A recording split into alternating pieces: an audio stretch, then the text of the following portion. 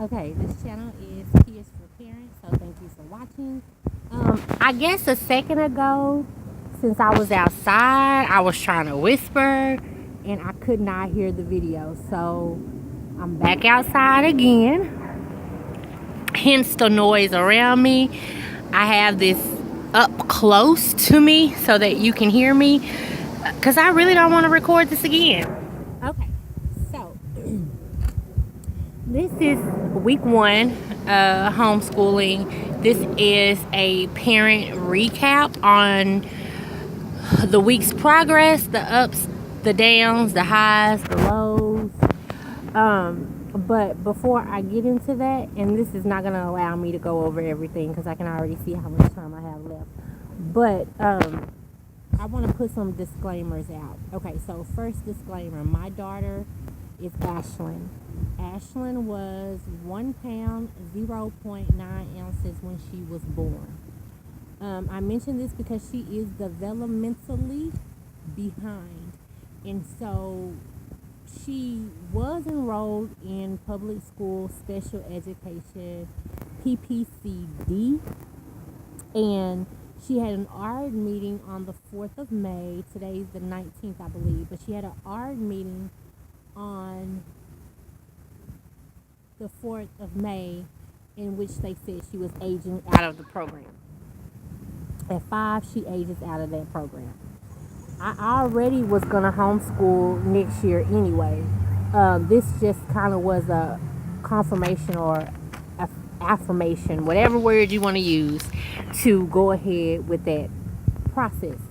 Ashlyn has chronic lung disease, and so she missed a lot of school as well, causing her to be behind. And also it was like truancy issues with a disabled child, which I just really didn't want to deal with that anymore, to be honest. Okay, so that's disclaimer 1. Disclaimer 2, my oldest son, his name is Rashawn. Rashawn was 2 pounds and 1 ounce when he was born. Rashawn is above average. When Rashawn was my only child for the short time that he was, I did homeschool him, and it was successful. Due to economic situation, whatever you want to say, I didn't continue with that, and he ended up enrolling in public school. So developmentally, he's advanced. However, he has ADHD and he has anxiety really bad. He was kind of teased a little bit this year. No, last year too. But I keep reminding him that he's different and that we're not supposed to all be the same. And so that's the situation with my oldest. And then my middle son, his name is LeBron. LeBron is either average or slightly above average. Both of my kids made A's and B's and majority A's for the entire school year. But you do have to take into consideration that it was public school and it was in Dallas. So it's a city school district. City public school district. So you have to take that into consideration when I say above average, and you probably know what I mean by that.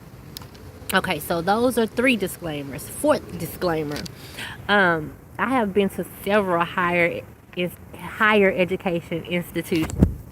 The last one was TWU. I did study interdisciplinary studies, elementary education.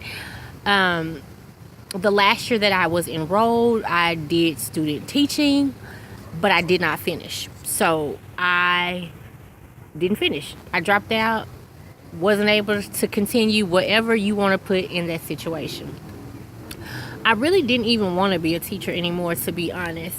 Not to talk too much about me, but I really didn't even want to teach anymore. Now that I have disabled children, it's amazing how your journey just kind of fits together. So I am not certified, but the passion is definitely there, and I would do anything for my children.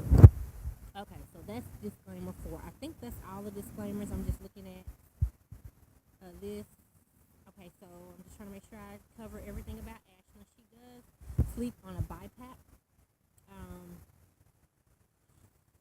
LeBron was 6 pounds and 6 ounces, so he was fairly healthy. I told you about Rashawn's birth weight. Okay, so that's pretty much it. Okay, so now I want to talk about really quickly before I run out of time. It was definitely, this was day 2. Yesterday was day 1. We didn't, let me just say, it was harder than I thought it would be for multiple reasons.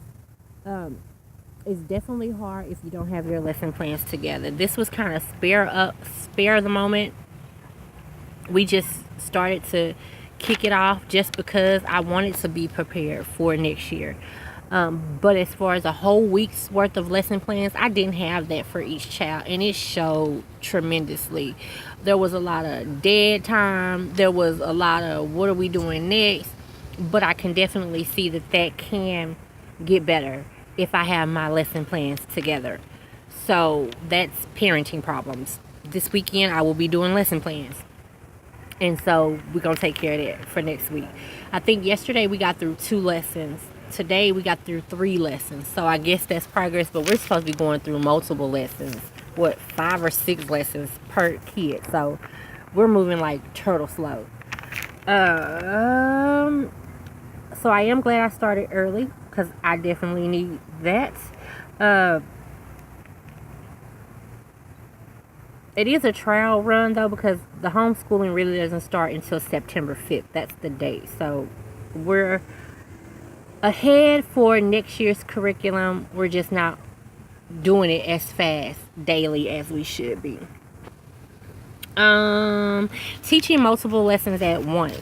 Oh my God. So it's 3 different kids. I'm supposed to be teaching 3 different lessons. I actually was teaching 2 this week. I was teaching the boys the same lesson, but I'm gonna have to stop doing that because my soon to be 4th grader was not grasping the 5th grade science as much as I thought. He did well, he just didn't grasp it as much as my 5th grader, and I don't want to push him too much. So definitely I'm gonna have to fit in 3 different lesson plans. I thought since it's just curriculum that he needed to be taught it anyway, but I can definitely see the difference. Let me hurry. My boys were laughing at the stuff that my daughter didn't know. It was kind of irritating. I just had to remind them that they once didn't know these things either, but they just thought it was hilarious and they just giggle, and I could see her facial expressions. She's strong though, but that's beside the point. The giggling and stuff, and then a lot of redirecting. Let's go back to this, go back to that. So I commend the teachers for the job that they've done.